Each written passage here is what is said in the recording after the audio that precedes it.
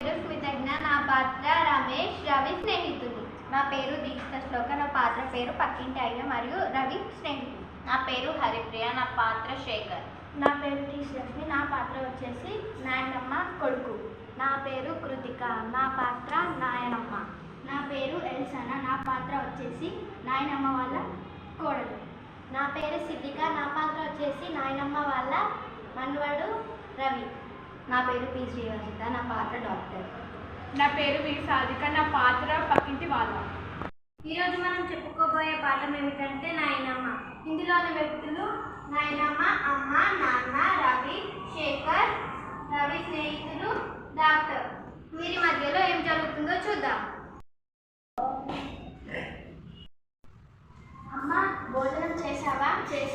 మందులు వేసుకున్నావా? వేసుకోలేదు బిడ్డ. ఇదిగో అమ్మ, మందులు వేసుకో. నాకు చాలా అవుతుంది బిడ్డ, నేను వేసుకుంటా. సరే అమ్మ, మేము వెళ్తాము.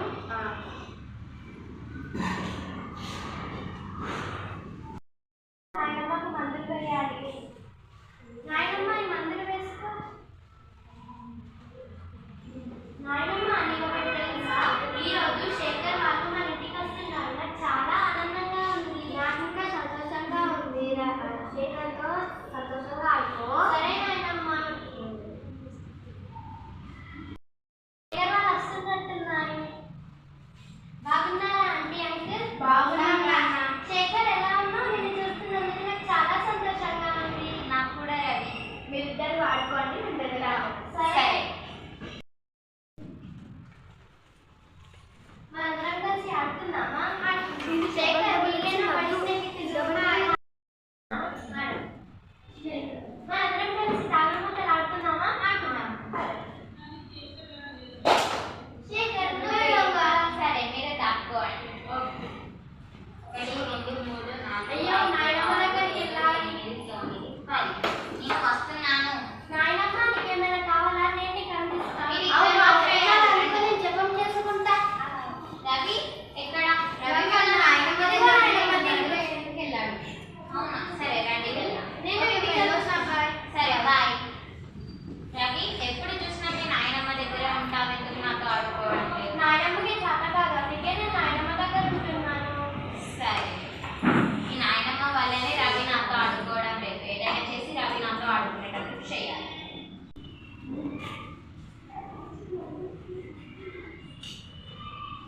ఈ నాయనమ్మ ఎప్పుడు పడుతుందో ఏంటో.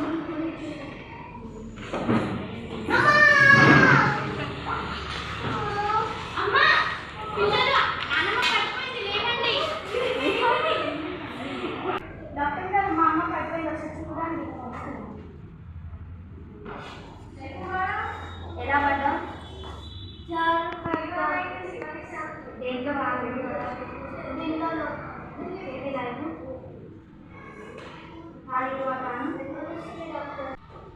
ఇలా రండి. ఈయన కాలు విరిగింది, ఆపరేషన్ చేయాలి. కానీ ఈయన వయసు ఆపరేషన్కి సహకరించండి. ఈ మందుల కోర్సు వాడేస్తాం. అమ్మకి ఏమైంది? అమ్మకి కాలేదంట, సో టాబ్లెట్స్. సరే, నేను వెళ్ళి తీసుకొస్తాను. అమ్మ, ఈ మందులు వేసుకో. సరే అమ్మ, ఏదైనా అవసరం ఉంటే మమ్మల్ని లేవు.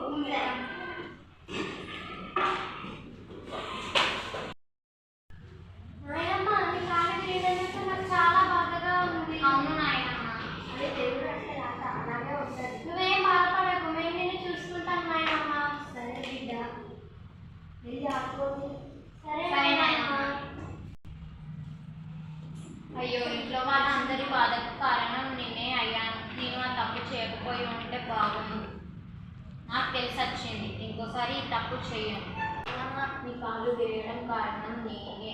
రవి నాతో ఆడుకోవడం లేదు అనేసి నేనే నీపై కోపం పెంచుకున్నాను. నన్ను క్షమించు. అయ్యో, ఏం బాధపడకు. నాకు ఇలా జరగడం వల్ల నీలో మార్పు వచ్చింది. నీలో కోపం, ద్వేషం అన్నీ తగ్గాయి. నువ్వు వెళ్ళి రవితో సంతోషంగా ఆడుకో. సారీ నాయనమ్మ, నేను వెళ్ళొస్తా. సరే, బాయ్.